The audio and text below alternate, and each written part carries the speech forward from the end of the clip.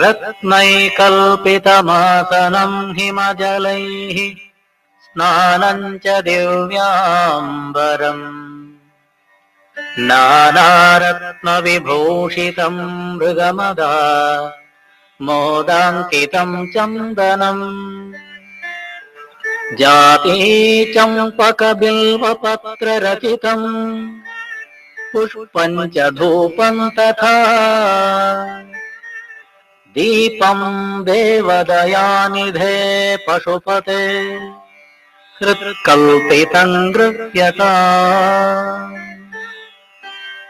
सौवर्णे नवरत्नखण्डरचिते पात्रे घृतं पायसम् भक्ष्यं पञ्चविधं पयोदधियुतम् रम्भाफलं पानकम् शाखानामयुतं जलं रुचिकरम् कर्पूरखण्डोज्ज्वलम् ताम्बूलं मनसा मया विरचितम् भक्त्या प्रभो स्वीकुरु।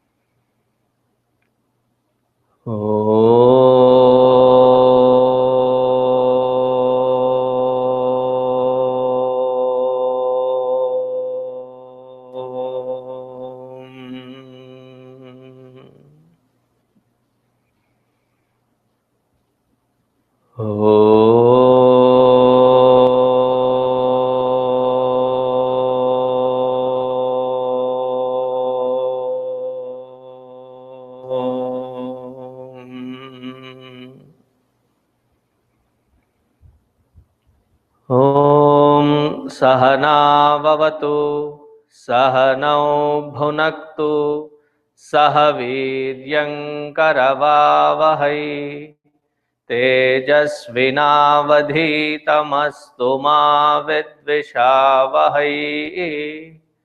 ॐ शान्ति शान्ति शान्तिः। गुरुर्ब्रह्मा गुरुर्विष्णुः गुरुर्देवो महेश्वरः गुरुरेव परं ब्रह्मा तस्मै श्री गुरवे नमः। तस्मै श्री गुरवे नमः।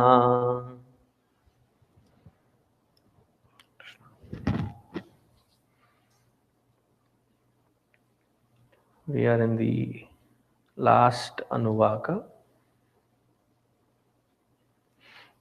There is no number to this Anuvaka because the Rudra main Prashna, Rudra Prashna, the main mantra, ends with the 11th Anuvaka. But traditionally these set of mantras are chanted along, so the tradition is continued. So I'll chant the whole thing and then you can repeat after me the Mrityunjaya mantra.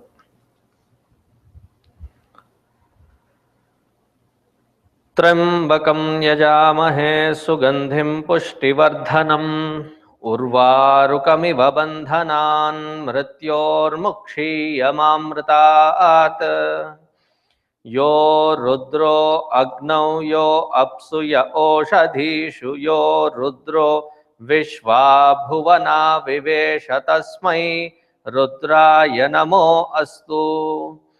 तमुष्टुहि यस्विषुः Sudhanva यो विश्वस्य क्षयति भेषजस्य। यक्ष्वामहेसौ मनसाय रुद्रं नमोभिर्देवमसुरं दुवस्य। अयं मे हस्तो भगवान् अयं मे भगवत्तरः अयं मे विश्वभेषजोऽयं शिवाभिमर्शनः ये ते सहस्रमयुतं पाशा मृत्यो मर्त्याय हन्तवे तान् यज्ञस्य मायया सर्वानवयजामहे मृत्यवे स्वाहा मृत्यवे स्वाहा ॐ नमो भगवते रुद्राय विष्णवे मृत्युर्मे पाहि प्राणानां ग्रन्थिरसि रुद्रो मा विशान्तकः तेनान्नेनाप्यायस्व ॐ शान्ति शान्ति शान्ति. So that is the mantra. Now the one which we have to look into the deeper meaning. Repeat after me. Trambakam yajamahe sugandhim pushtivardhanam urvarukamiva bandhanan mrityormukshiya mamrataat. As I said yesterday, that it is not Trayambakam, it is Triambakam. It is half Tra and Ya.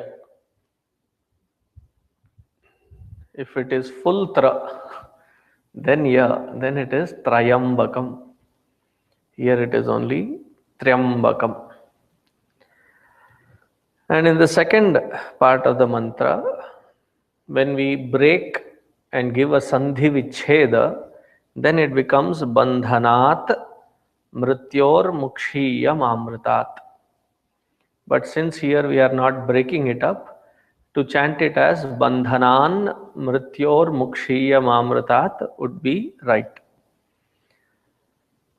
More right than saying it as bandhanat. Not that bandhanat would be wrong. And then there are, since this is the Veda mantra, there is Udatta, Anudatta and Swarita. Because the rest of the Rudra Prashna, whether we chant it that regularly or not, this mantra we seem to be chanting it quite regularly. So the Udatta, Anudatta and the Swarita notations have to be followed specifically, which while when you are repeating it, it was very hard to find if you were chanting it that way, because there was hardly indication of it. So if you can focus on that and learn it, it would be amazing.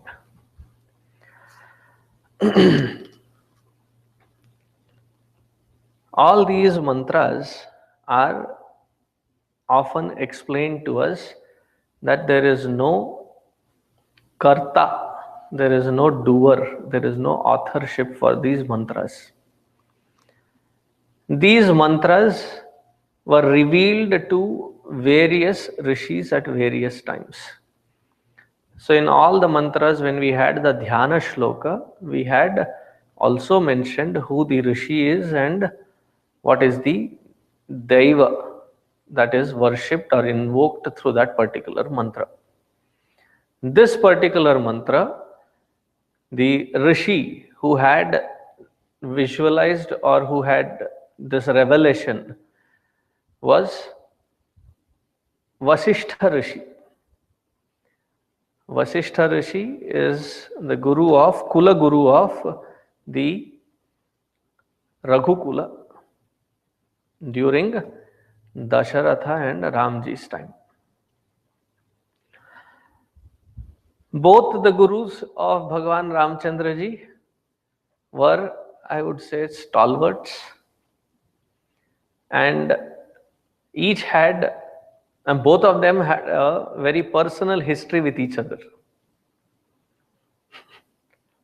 Who was the other guru? Vishwamitra ji. Now, Vishwamitra ji was uh, a king, and he wanted to become the greatest and the biggest king. So he went into Vishwa Vijaya Yatra. And his motivation was to find that superiority, that everybody bows down unto them, that power that he wanted. One day, he found that there was no other place to camp other than Vasishtha ji's ashram. And Vasishtha ji's ashram had a Kamadhenu. And this Kamadhenu fed his vast army with fulfilling results. His army was never this happy. They were that well fed. And Vishwamitra ji said, what would a rishi do with a Kamadhenu? It is something of utility for the king. So he said, he requested, it was denied. Then he sent his people, soldiers, to bring it. Everybody came back as if they were being whacked from all directions. He finally laid it out and he ran the siege to capture that Kamadhenu. And the war went to such an extent that he uses his final astra. His quiver is emptied. And he uses Brahmastra. Even that Brahmastra is consumed by the danda that was being held by Vasishtha ji. It was not even an astra. With his danda, he just held it and it consumed all these weapons and their powers. If Brahmastra bows down to this danda, then what he is holding is of a greater value than my king and the power that I hold being a king. So as a challenge, so he takes it up to beat Vasishtha ji. Spiritual competition.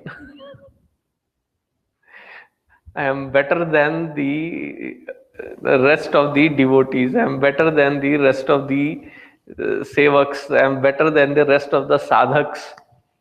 And sometimes the ridiculousness is seen when they start comparing notes. How many malas? I do 5 malas. 5 malas. I do 7 malas. Once I was in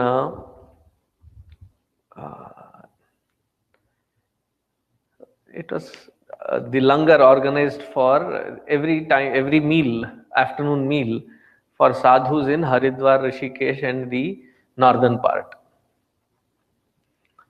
And every time I go there, just to remind myself that I am a part of that tradition, I go sit along with them and partake.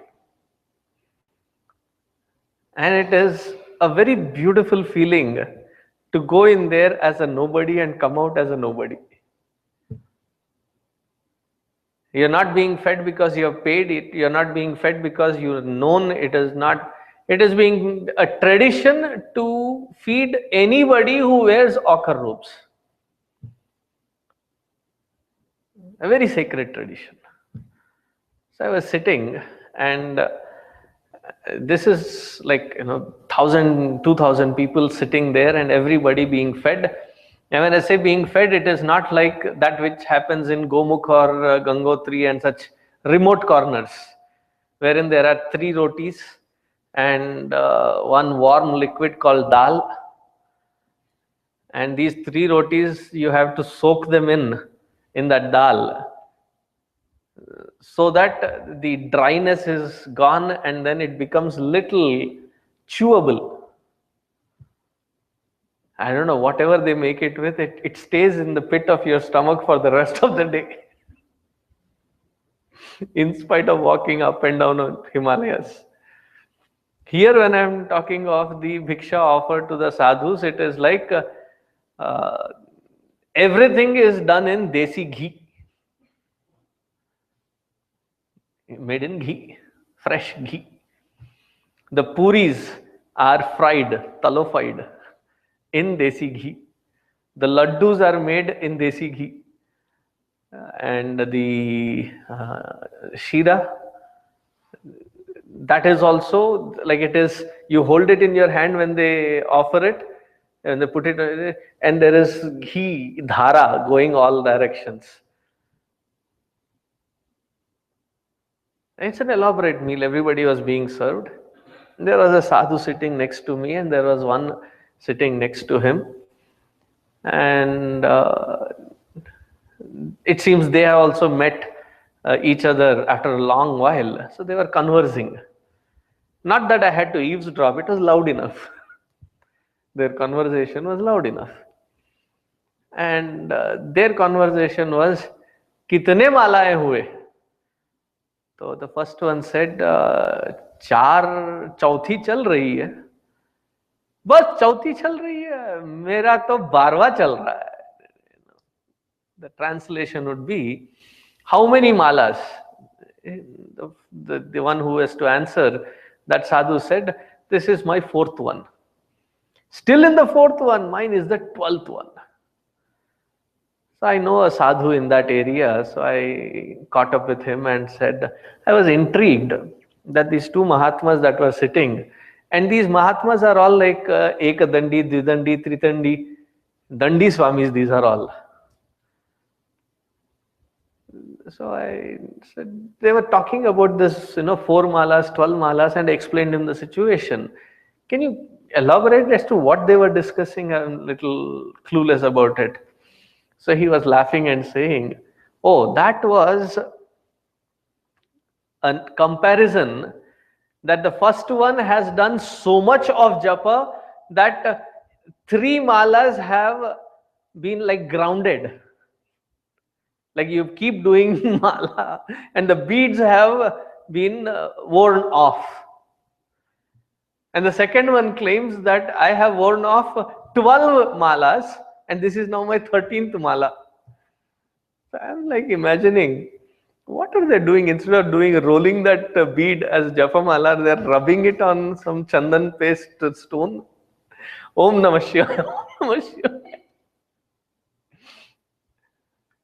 So the subtle thing that was happening there was, even in there was this comparative mode, comparative note, that this, in the field of sadhana, in the field of seekerhood, and never have that comparison.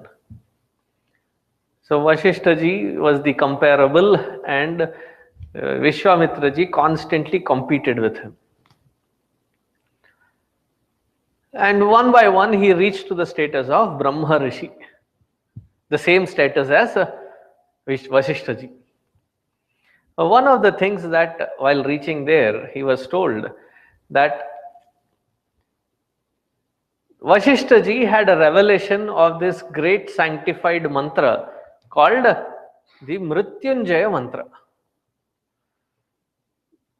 Vishwamitra ji spends an enormous amount of time and energy in tapas to become qualified to have a revelation of a mantra.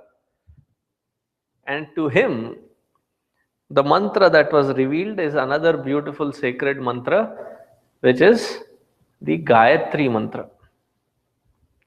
So both of them are mantra drashtaraha. Those who had, and this is long time before they were the tutors for Ramji. Long time before that. And both of them had this beautiful mantras revealed to them. So Trayambakam Yajamahe, this mantra, Mrityunjaya mantra. Some people even call this as Mrita Sanjeevani mantra. Mrityum Jayati. That with which one can win over death. Therefore, when somebody is sick, bedridden, for their welfare and good health and quick recovery, we tend to chant this particular mantra. We are also advised, today's tradition has gone haywire, wherein if somebody is born, sad thing is, even at 30, 40, 50, 60, birthday bashes, hilarious. The entire tradition has changed. Earlier, the tradition was that in the morning you wake up, take a shower, go to the nearest temple, get the blessings of the Lord, do some charity, come back, wear the new clothes that are gifted to you on that day, and then whatever specialities that were made on that day, enjoy them, take the blessings of the parents, so that at least as the next year comes by, we seek these blessings that our life be meaningful and worthwhile. I remember my grandfather used to always advise us all, grandkids, on our birthdays, that he would specifically send, the postcards, the yellow color postcards.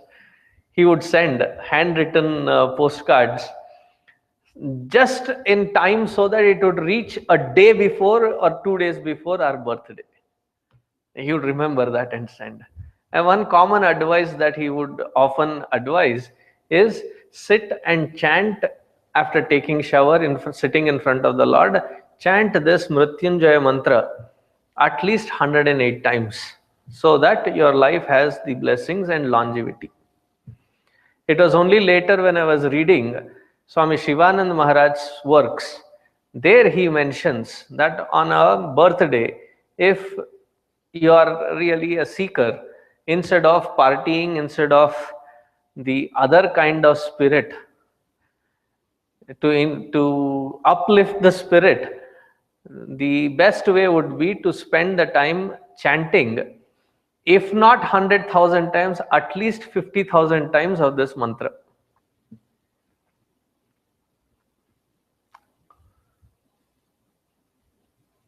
Marking a good beginning for the rest of the year ahead. And who will get the punya? You alone will get the punya. Because suddenly you all were like looking at each other like, seriously, 50,000? No, it was not a joke. It was an all serious advice. So the Rishi, Drashta, Mantra Drashtaraha is our Vasishta Rishi, and the Devata is Lord Shiva himself. Sri Rudro Devata is the Deva who is invoked through this particular mantra. Now this mantra is invoked at all times. For somebody who is on sick bed or even deathbed for that matter, chanting so that they get the spiritual strength and energy for a quick recovery. For the departed ones as well, this is a good mantra. So that this mantra and its power can protect that jiva even in the other worlds. Many people, when they lose their near ones and loved ones, and what do we do on that day? Those simple things that have to be done, that ought to be done, that they forget. I am these days getting calls saying, Swamiji, do you have a copy of Garuda Purana? जो करना है वो तो करो यार. That which is said specifically that do not bring it home, do not read it, वो पढ़ना है. खुजली लगी हुई है, eczema.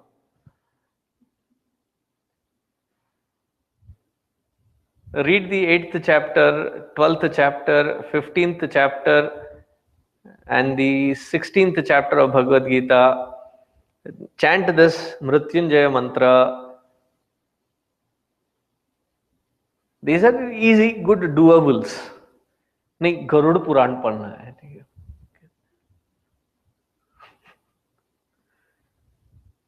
And then at that time to argue with them saying that this is not the time, that is not the time to argue with them either. Anyways, so this mantra is for those who have departed to the other worlds. May this mantra protect them. And for those who are hale and hearty, for them as well, this is chanted for Dirghayusha. Dirghayusha for longevity. And not just longevity, through that also invoking Shanti. Shanti, peace. Wealth, Aishwarya. Tushti, satisfaction or contentment. Pushti, prosperity. And Moksha, Amritatvam. Amritatvam or the immortality. One mantra which can give all these benefits. It's like they say Ramban. For any problem, use one solution. Fix them all. And one fix them all is this particular mantra. Back in India, we used to have Unani medicines. Have you heard of Unani system of medicines? Nobody? So in that Unani system of medicines, there is one particular medicine called Zinda Talisman. And that, man, for a cut they say apply. If there is a small cut or something, they say apply that. If there is any internal hemorrhage, bleeding or internal problems, gallbladder, stones or what, this is Zinda Talisman inside. For headache, apply it. For everything, this is Zinda Talisman. So similarly, one mantra that can be applied in all conditions is this Mrityunjaya mantra. It is the Ramabana for all practical purposes. Dirghayusha, Shanti, Aishwarya, Tushti, Pushti, Moksha.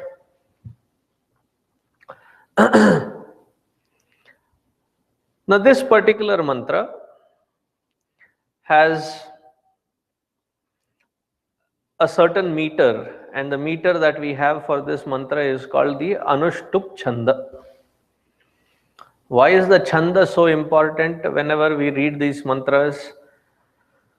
In the ancient lipi, the written format of Sanskritam, there was no use of period, comma, semicolon. None of this were employed. Instead, the author gives from this verse to this verse. It is in this particular chanda. So the one who has to read also has to be knowledgeable enough to read through whatever the instructions have been given. You cannot overshoot it because you have taken a different tune or a different raga. And that reminds me, all these mantras, there is a strict stipulation given that they not be chanted as a music, that in the musical form to be chanting this. Like, we have these CDs on the musical form of Gayatri mantra. Oh Swamiji, these days I have become spiritual, I put this CD on. Yes, definitely you are promised of moksha. The CD will get moksha.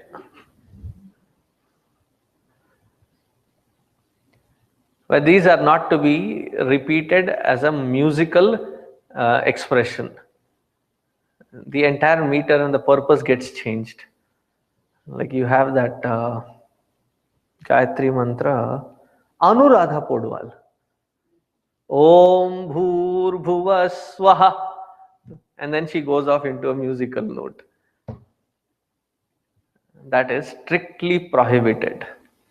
And even in various of these music in different movie industries in India, they use these Vedic chants and then suddenly take off into a musical number. They are to be avoided. It is prohibited. Just because the effect of it and the power of it does not imply the same way, because these mantras and the notations that have been given, if we have to chant them properly, it automatically regulates one's own breathing, and that breathing energizes the mantra in a very specific spiritual note.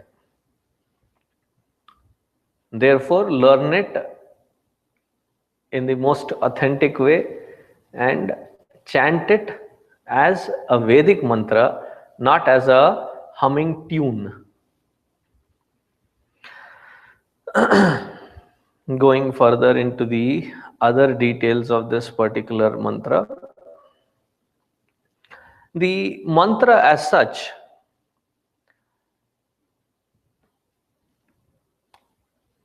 what are these mantras? There are many people that ask this question quite frequently, quite regularly, is because we don't understand that mantra and its meaning and depth, that we have to have these discourses in English or other languages. Then what is the utility, what is the purpose of these mantras, what is the purpose of trying to remember them or repeat them in the language that we don't understand? Instead, wouldn't it be beneficial if this mantra be chanted uh, in its translation? Trayambakam yajamahe, may we worship the three-eyed one who is very fragrant, who nourishes us all. Oh, that makes sense. Mantra is a combination of various sacred sounds. Sounds are vibrations. And these vibrations, when they are assembled in a cohesive manner, the Rishis, the mantra drashtaras, when they were revealed, there are hidden bija akshara. Bija akshara, I would not like the translation of the word bija akshara as the seed word. There is no beauty in it. What is bija akshara? Bija akshara is bija akshara. It's a very powerful sound form which is represented by that bija akshara. Gam Ganapataye Namaha. Gam is the bija akshara. Shreem, Hreem, Kleem, Aim, Vam, Glum, Glom, all these sounds are called the bijaksharas. Within the mantra, the bijaksharas have been embedded.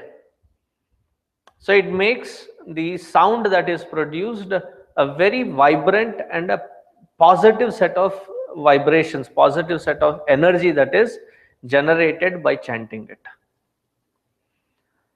So when we sit down on the seat of japa or seat of meditation to chant these mantras, it is advised that we chant it with the synchronization of our breathing.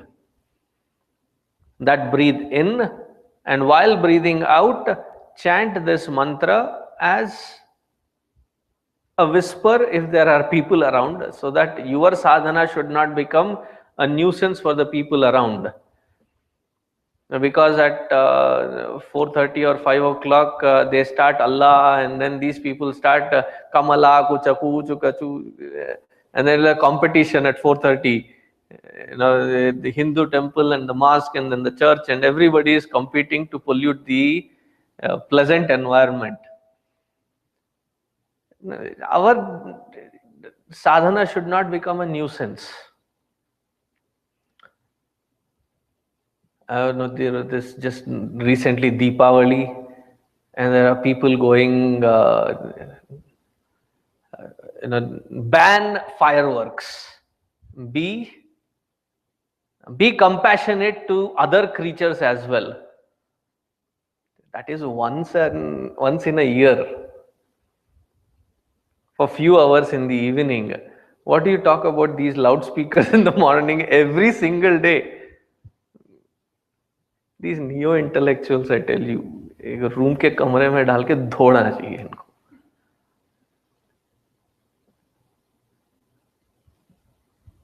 So our sadhana should not become. That's why in Bhagavad Gita, Bhagavan says, "Ekante rahasya sthitah."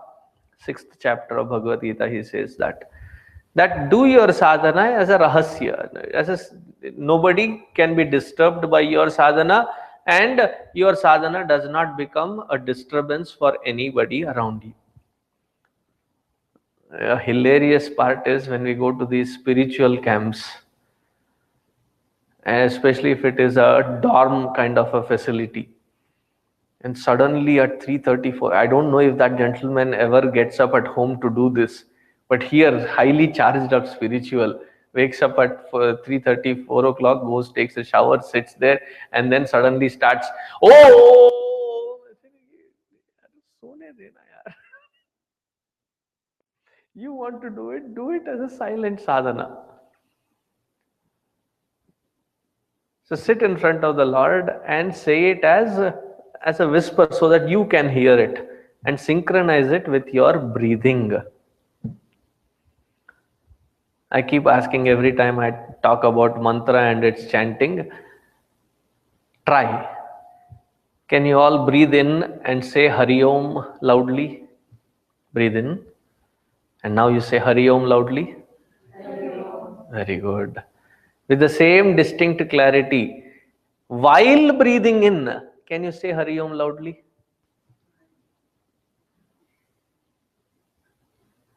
I'll give you $100. Yes, you may say Hari Om. Yeah, but you cannot make it with the same distinct clarity because the voice box, the larynx, is designed in such a way that the air passing through it outwardly makes cognizable sounds.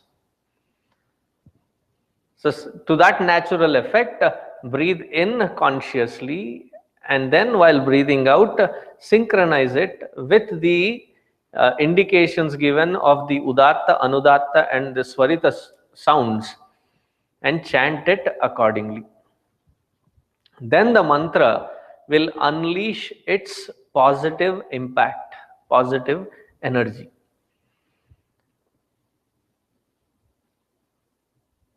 And when I say it unleashes positive energy, it is not just by one day, half an hour sitting and then suddenly saying, where is that? I don't think these mantras have any effect.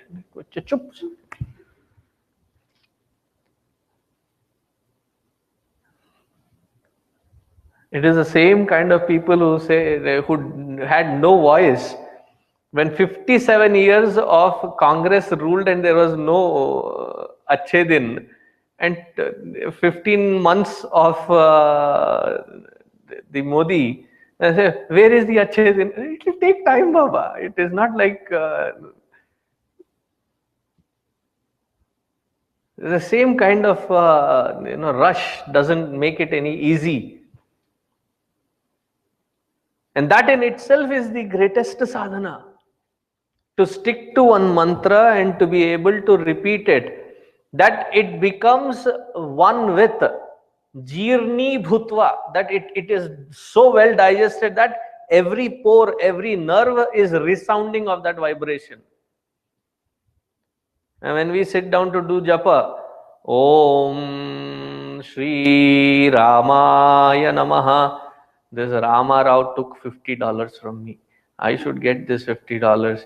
And every time I'm asking, suddenly after half an hour, you're like, Arre Bapre, I should have been doing japa. And then, Om Shri Rama, Om Shri Ram.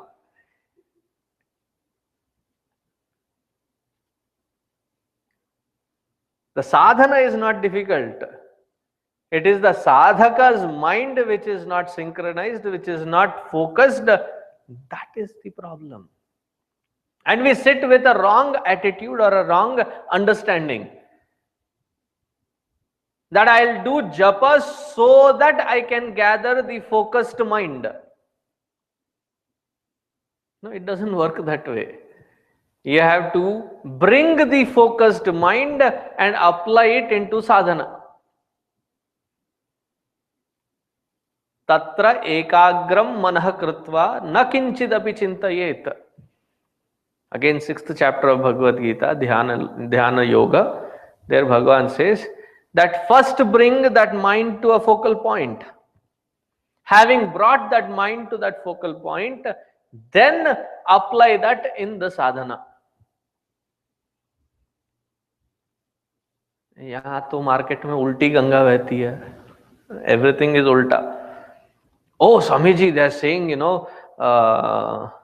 what is today's recent mindful living, that you have to do japa, puja, sadhana, and because it will give you focus of mind, it will give you a peace of mind, it will reduce your whatever stress levels and blood pressure, and those are all byproducts, Baba. See, when people drill for oil and natural gas and then process it, have you ever been to a processing plant? We live in a state which produces it in abundance. So there are various levels. So the purest of it is taken as the fuel for the flights and rockets, and then is the petrol, then is the kerosene, diesel, then is the kerosene. Then at the end there is that black thing that is left, which is processed and mixed into the roads. Asphalt, that is the major production of it is in the oil refineries. Now if somebody says I drill so that I get tar, tar is a leftover, tar is a byproduct of this entire process. Blood pressure, stress-free life, sugar control and all, that is a byproduct of this process. Sacred, beautiful sadhana, you just tag it along with this tuchha result. And with the wrong understanding and perspective that this will give you focused mind. No, you sit with focused mind, then you get the best benefit of the mantra.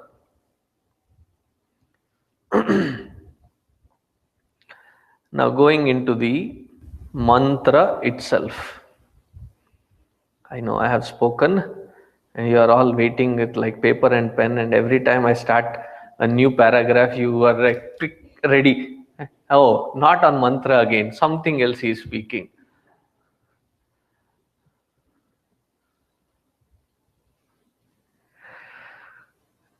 Trayambakam yajamahe, Trayambakam yajamahe. Three-eyed one I worship. Yajamahe, we all worship. May we all worship. Ambaka also means father. Father of all the three.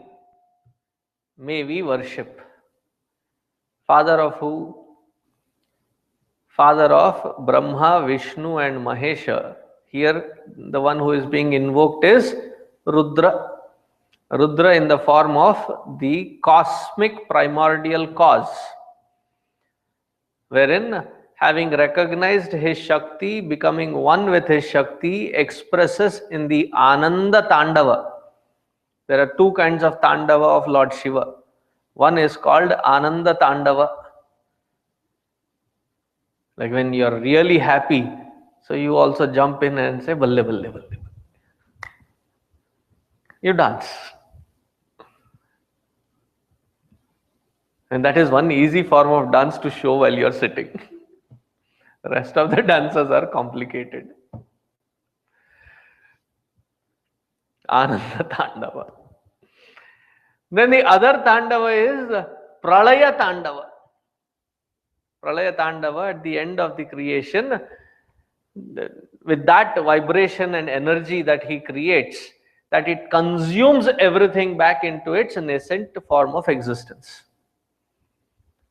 So this Tandava is that of the Ananda Tandava, and from that primordial cause came Brahma, Vishnu, Maheshwara.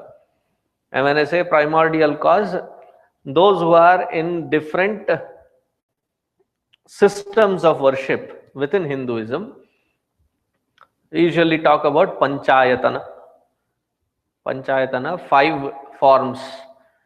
And the 5 main forms are Shaiva, Vaishnava, Shakta, Saurya and Ganapatya. Shaiva, worshippers of Shiva. Vaishnava, worshippers of Vishnu. Shakta, worshippers of Devi. And Ganapatya, worshippers of Ganesha. And Saurya, worshippers of Bhagavan Surya. So 5 different forms. And each one of them was fighting with the other, saying ours is the greatest. Thanks to Adi Shankaracharya ji, what he did was, he did a Panchayatana Sammelana, that he merged all these 5 and he said, whoever is your Ishtadeva is in the center. The rest of them are around. Now worship that one who is in the center. Just because of the lack of understanding of placement, एक दूसरे को मारने पे तुले हुए हैं.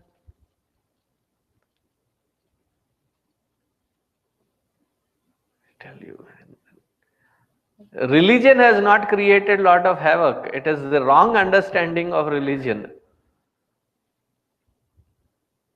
For generations, the so-called sophisticated beings of this creation act like the dumbest idiots.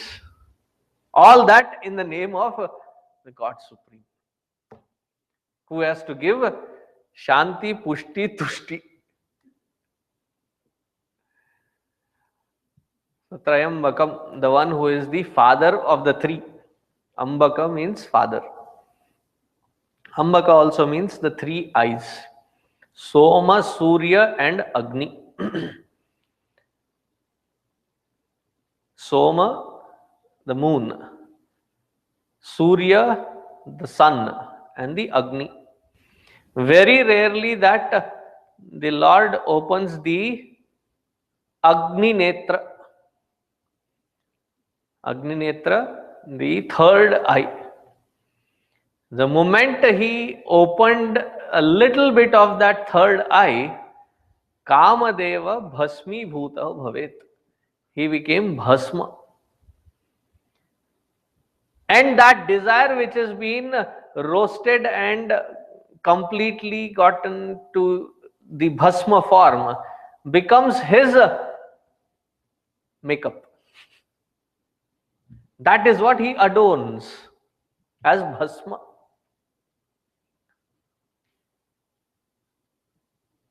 Meaning, whatever we see it in the presence of these 3 lights.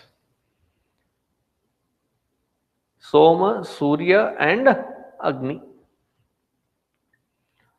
And if you are a smart elect trying to tell, oh, but today we have these bulbs and tube lights. Yes, you are a tube light. If you look at closely at the bulb, there is the aspect of fire in it, heat in it. And if you don't believe, come sit on this stage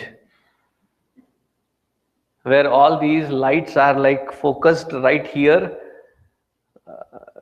In 2002 when I started, the radiation I felt was little less. Now as the deforestation increased, I feel the heat of it more. And when I request somebody to say, please turn the fan on, I tell you, Bhasmasura Hasta. Whatever knowledge is taught, it is applied on back on me. Swamiji, aren't you the one who told us whether it is Sukha Dukkha, whether it is Sita Ushna, the one who lives in balance?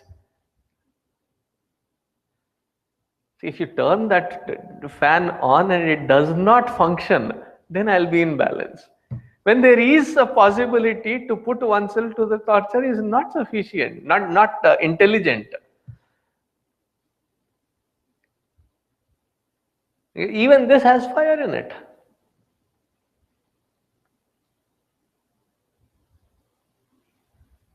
Wherever the seeing happens and it is in presence of this light, what should be reminded to our mind? Like the great sadhus who have always said or advised to their own mind, that I am able to see it in presence of this light, and this light of consciousness in whose presence I am able to perceive, I am able to interact, is my Lord, that Shiva himself. Trayambakam yajamahe. Sugandhim. Sugandhim, he is the one who is Divya Gandhadyaha. In the Yoga Shastra it is said, for the ones who have meditated for long periods of time, wherever they sit, wherever they walk, they carry a special fragrance because of their nadis having flushed out all the mala, ama. In Ayurveda language it is called ama, not Tamil. In Tamil, ama means yes. Ama in Sanskrit means, especially in Ayurvedic language, means all the pollutants, toxins. All the toxins are gotten rid of and the system becomes pure, that even their sweat has a very divine fragrance. So Lord Shiva, who sits in meditation as if he has no other job. Imagine, man, you are maintaining and trying to keep all the Rudra Ganas throughout this entire creation in proper time and shape, so that every other deity is functioning seamlessly.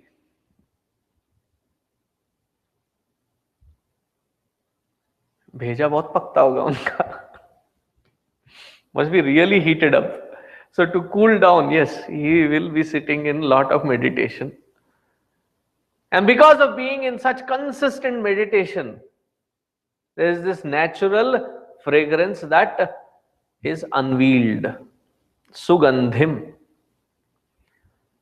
Pushti Vardhanam. There is only one place, to my knowledge, in India where Parvati Devi is worshipped in the form of Pushti Vardhini Devi.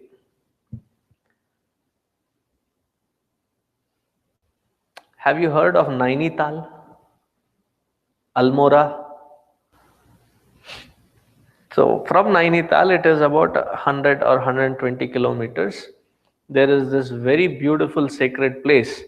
For those of them who travel by foot or travel from the Indian side of Kailash Yatra, they go through this sacred place called Jageshwar.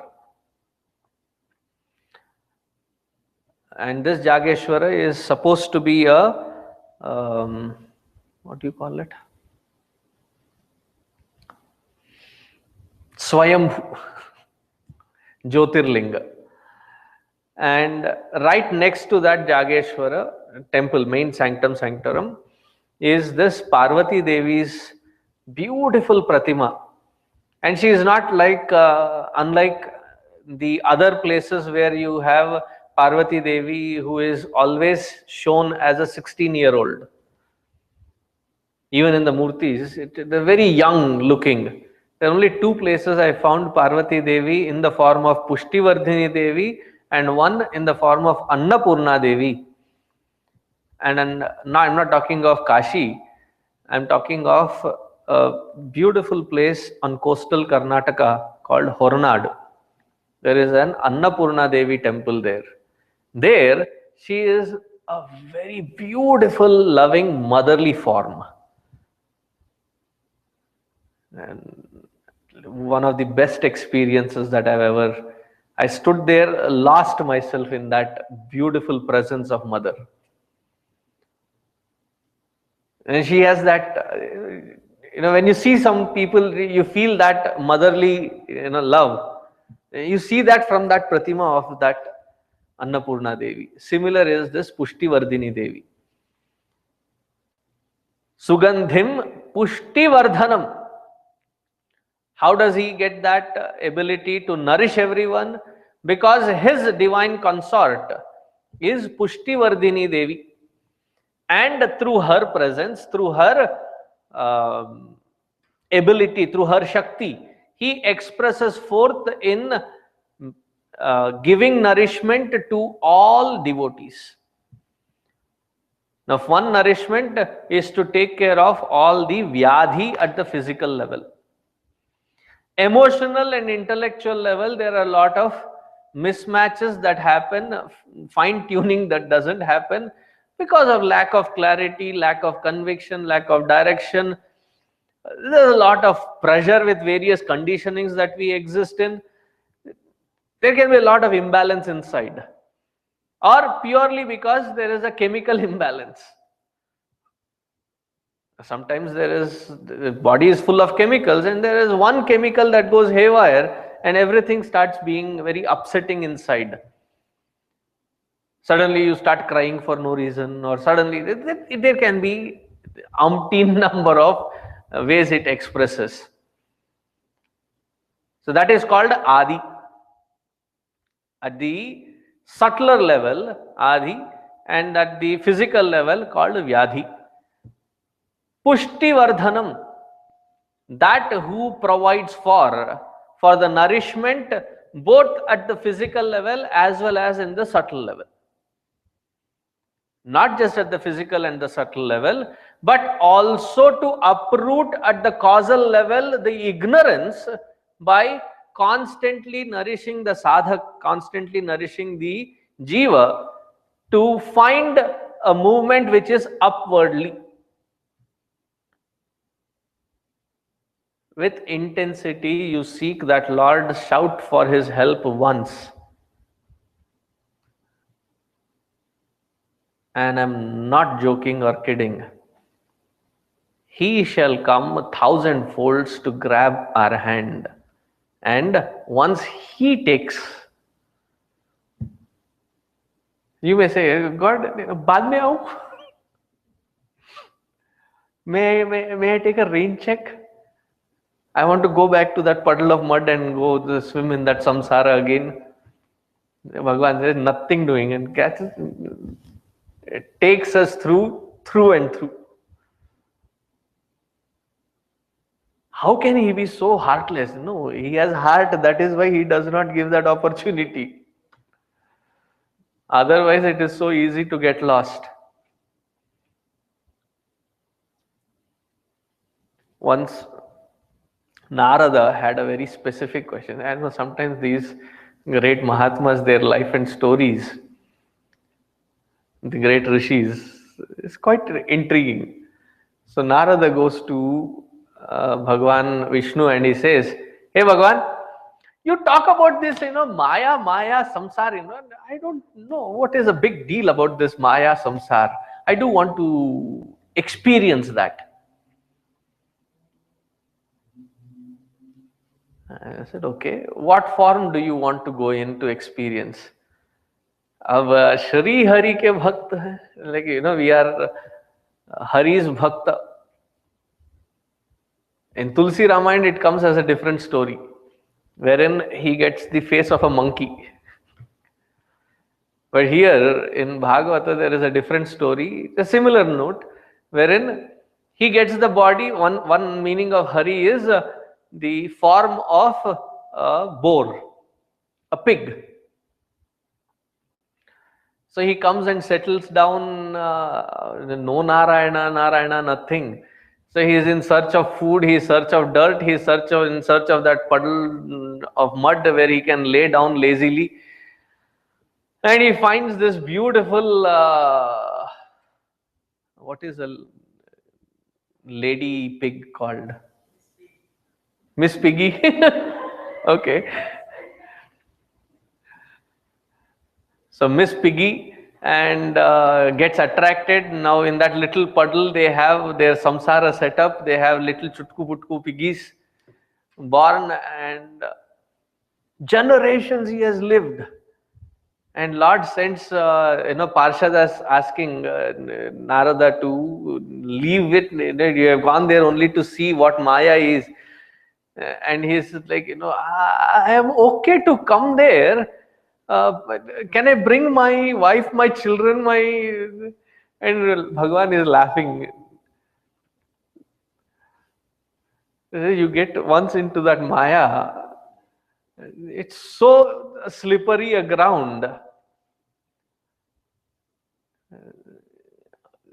In Hindi, I would have said, अच्छे अच्छों की नानी याद आ जाती है.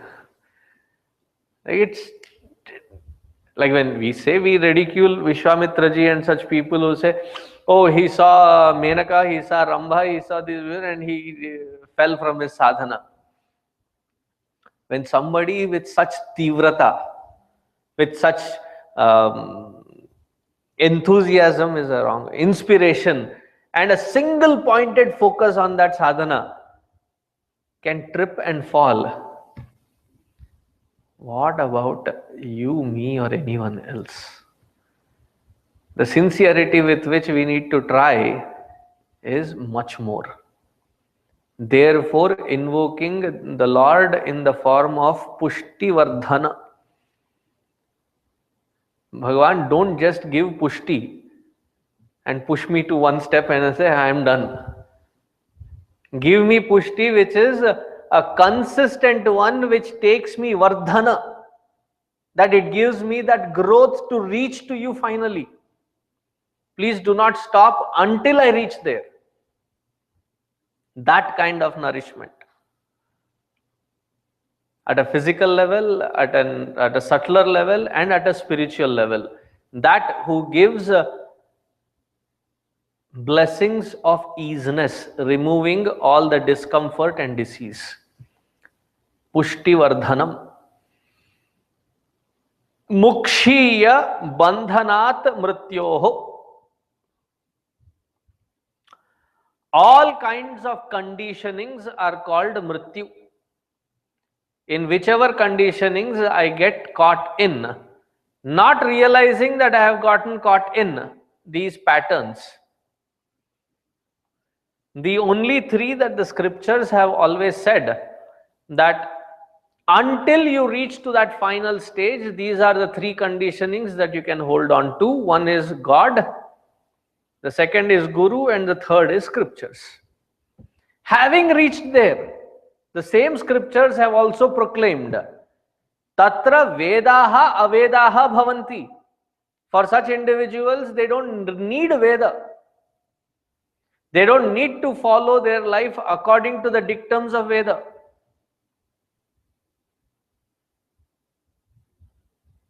They instead now stand as the proof for Veda.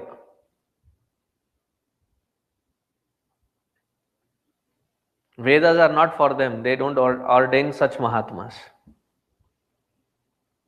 But until then, the three conditionings, what are they? Deva, Guru, and Shastra.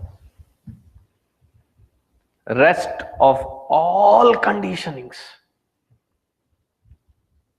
All conditionings including parents, sibling, environment, nationality, gender, all of them have to be peeled away one by one. In fact, when a sadhak is so well prepped through their sadhana, and when that final moment of quitting this body and moving, merging into that Paramatma once and for all happens, it is like a fully fructified fruit, that when some little pressure is applied, the seed pops out without any effort. Or a well baked or well boiled potato, you just hold on to it in a certain angle and then squeeze, the skin comes off. Each layer you see falling, and you are consciously seeing all these layers falling, and then you move on. Where is the pain? Where is the fear? Where is the ambiguity? All that I know is this. I don't want to give this body. I don't want to give this condition. I try to hold on to all things possible. A similar kind of experience happens to seeker even when on the seat of meditation, where that final kick, final blow to that ego, that ahankara, wherein now it has to merge into that totality to become nobody. There's that apprehension, there's that fear that envelops.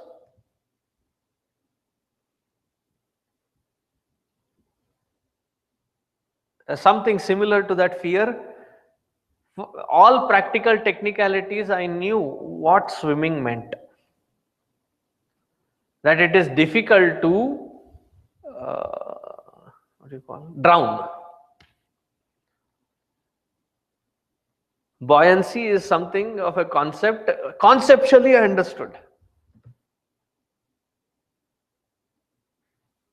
The first time I was taken into the water. Now I say that I am qualified swimmer who sinks little delayed. And I said, you just breathe in, hold your breath, and put your arms in the front, and you'll start floating. And I'm like, he takes his support off, and then what floating? No floating, nothing.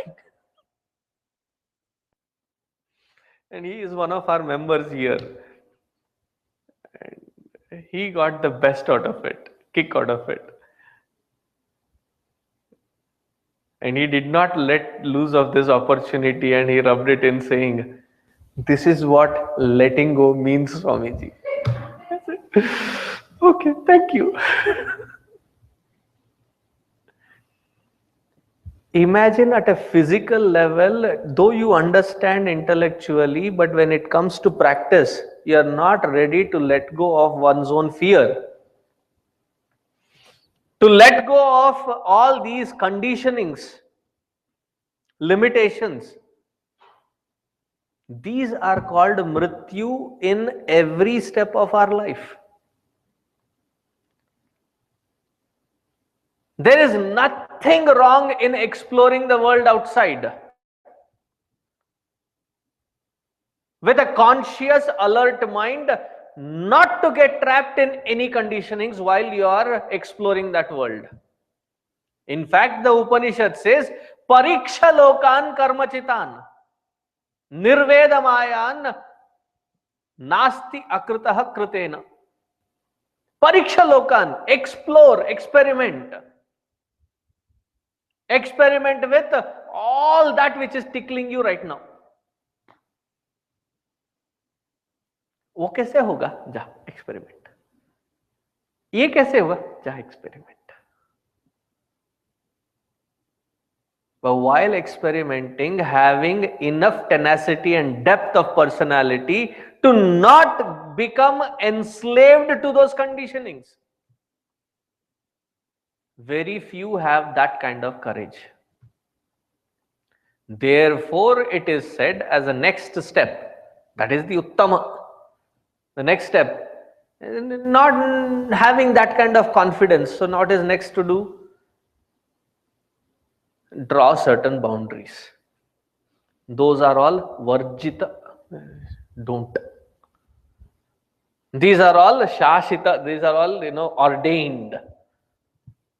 Follow them implicitly and do them without selfishness, and do it as a dedication to the higher altar. I will tell you the truth. certain part of our mind says, what is wrong in testing? What is wrong in checking it out? And certain part, the conditioning of the system has also been established so deep. Oh, if I do this and I don't do that, or if I do that and don't do this, maybe I'm incurring a lot of sin and confusion. Oh, confusion. Go experiment. One thing that should stand out as the result. This is all glorious, good and all, but that which I am truly seeking, that which I am truly aspiring for, that cannot be given, cannot be provided with any of these experimentable world around. Therefore, those conditionings have to be broken. Either I have the courage to go experiment and break all those conditionings, or have that trust, faith and shraddha to surrender to someone who has experienced that their word means a right direction, and I implicitly follow it both in the nivritti or in the pravritti. Mrityoho mukshiya. And what is the moksha? From where? Bandhanat. See, again, this moksha is a peculiar concept that we who trust ourselves in visual aid have gotten corrupted with. Suddenly, moksha means glow around, what do you call that? Halo, halo. It's only the hollow individual who cares for the halo around. And then holding your hand like this and walking. That is moksha.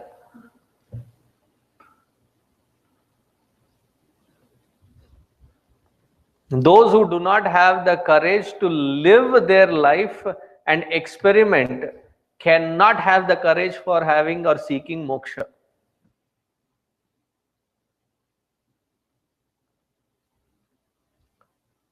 And what is moksha has to be understood. Moksha means mukto bhavitum ichhati. To be liberated, to be released from. I give you two examples. When somebody gets admitted to a hospital and it takes a long while, and after they are all treated well, when the hospital system says that now you can go back to your home, what do we use there? They are discharged from the hospital. They are not released from the hospital. Who is released from? Somebody who is bound, somebody who is restricted, somebody who is held accountable in a certain space. Jail. You get released from jail. Moksha. Moksha meaning being released from this jail, that which I cannot see, touch, smell, hear. These conditionings that I am existing in, to be released from these conditionings.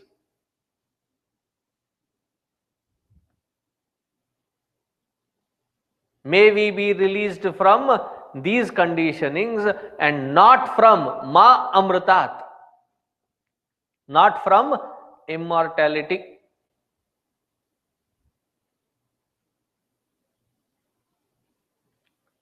There was this businessman who reached to this master. He happened to cross his path, not that he meant to come and meet him personally. And just he was passing and he saw, he said, okay, let me do some namaskar to him also. So he goes there, does his namaskar, chamatkar, and he says, would you like to join for this bhajan and satsang with the Lord? Now I am busy, I'll pass. So that Mahatma very dutifully gets up, goes across to this businessman, prostrates to him, and gets up, goes back into the temple to do his puja. This businessman is a little intrigued. Namaskar क्यों किया मेरे को? Why did he do namaskar to me? So he waited till he was done with the puja. He came. I said, still here? Yes. I had a question. Oh, good. All good sadhak starts with questions. So you have started with the question. What is your question? As if nothing happened between them. Is very freely. You did namaskar before doing this puja. May I ask why? So this Mahatma said, you are greater than me. Therefore, I did prostrate to you. I had this compelling need, urge to prostrate to you. And this businessman scratching his head looks at him. I'm still not very clear. He says, look, I have given up this world and caught on to the Lord. Okay. You have given up that Lord and caught on to the world. That who gives up the biggest one, isn't he the greatest one?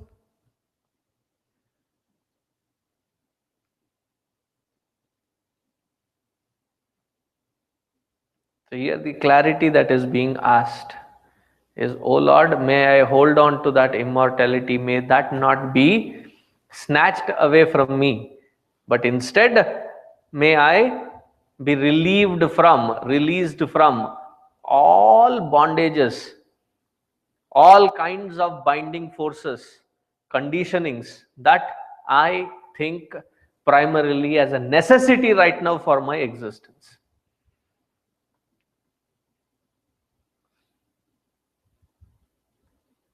Using a crutch to find stability is a need. After you have found that stability, you have to let go those crutches. Otherwise, that in itself will become the weak point in our growth.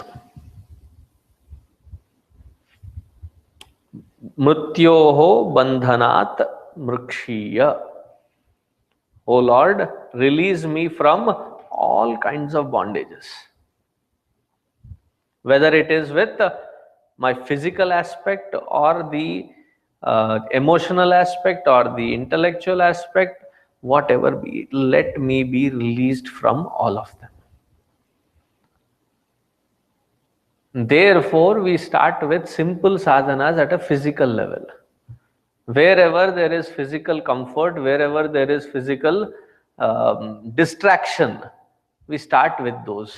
And the most physical distraction is in the realm of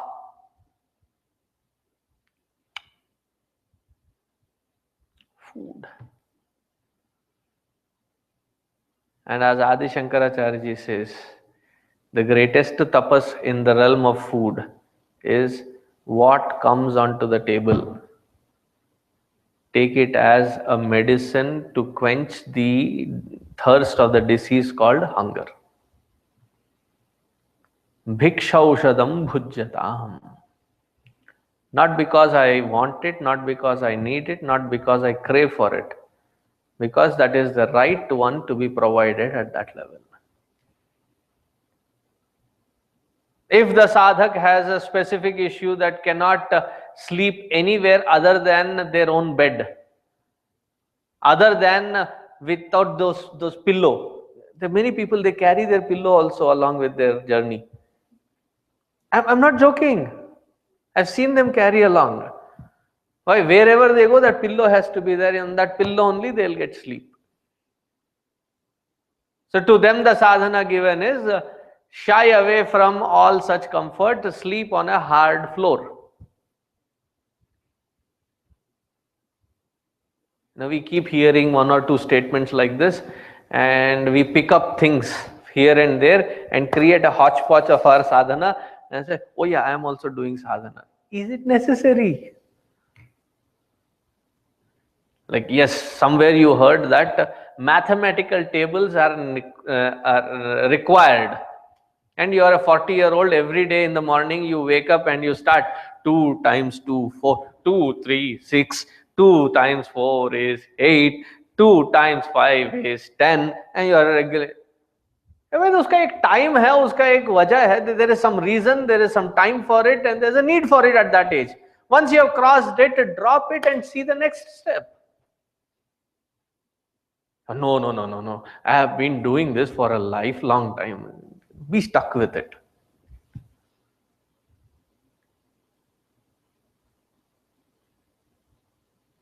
Once the physical aspects of my likes and dislikes I have ironed out, I have identified that this is what I feel trapped to, this is what I feel disgusted or disenchanted with. Both these environments, if I can balancedly handle it, then move to the next level. And those subtle layers are more tricky.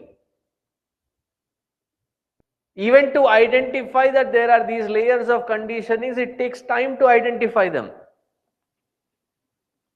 Identifying those patterns of conditionings and then one by one ripping them apart.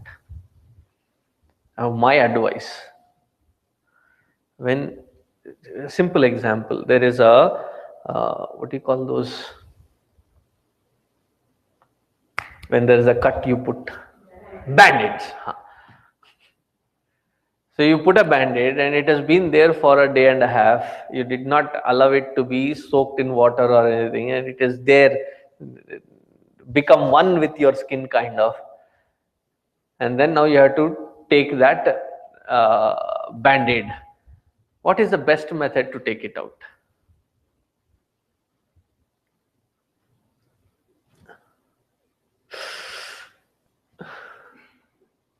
Centimeter by centimeter you pull. What do? Get the grip and then one bam movement, pull it out. Make sense? Similarly, once you have identified the pattern, it is like somebody said, Swamiji, I am trying to change, give me some time. I used to smoke 3 packs a day. Now I am only smoking 1 pack a day. 1 pack 20. Still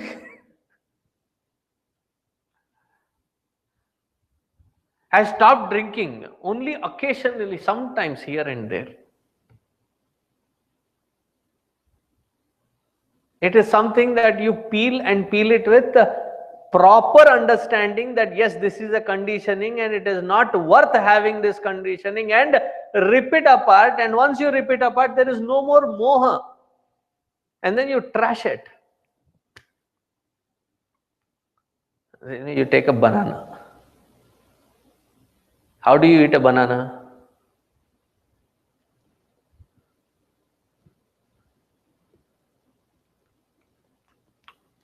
Right? And then what do you do with that? The peel. What do you do? Do you have any sentimentality attached to?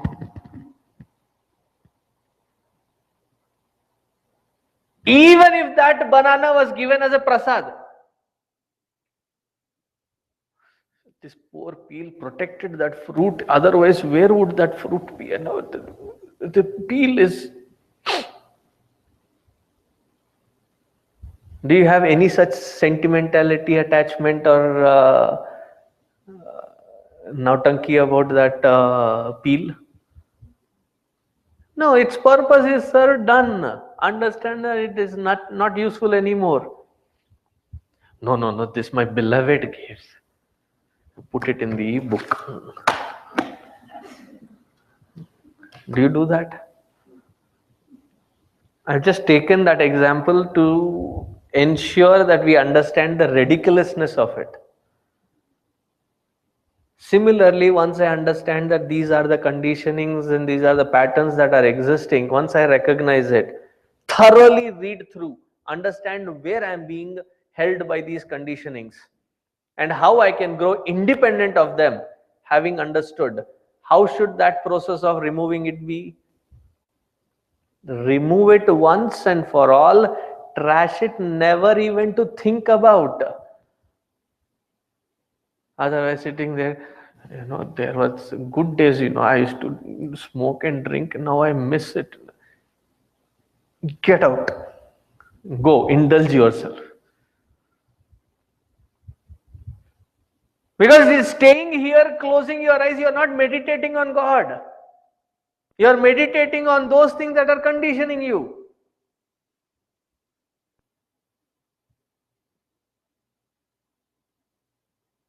Oh Lord, every single pattern of this conditioning, may I recognize it, may I find that clarity as to how independent I can exist without these conditionings, and may I have the strength, may I have the courage to drop them as I see them, as I deem them as unnecessary.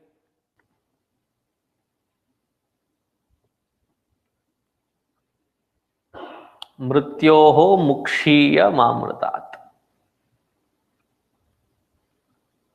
And may I never ever lose sight of, focus of this primary reason of or purpose of my life, to find that moksha.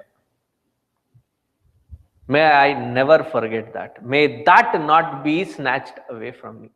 Ma amritat. Therefore, this mantra is advised by the saints to be chanted by the seekers who are hale and hearty, for having that moksha as the phala, for having longevity, so that through this sharira, where I have the opportunity to understand and grasp the necessity of this path, thereby not miss this opportunity, give the longevity so that I can achieve that goal this life, now, here.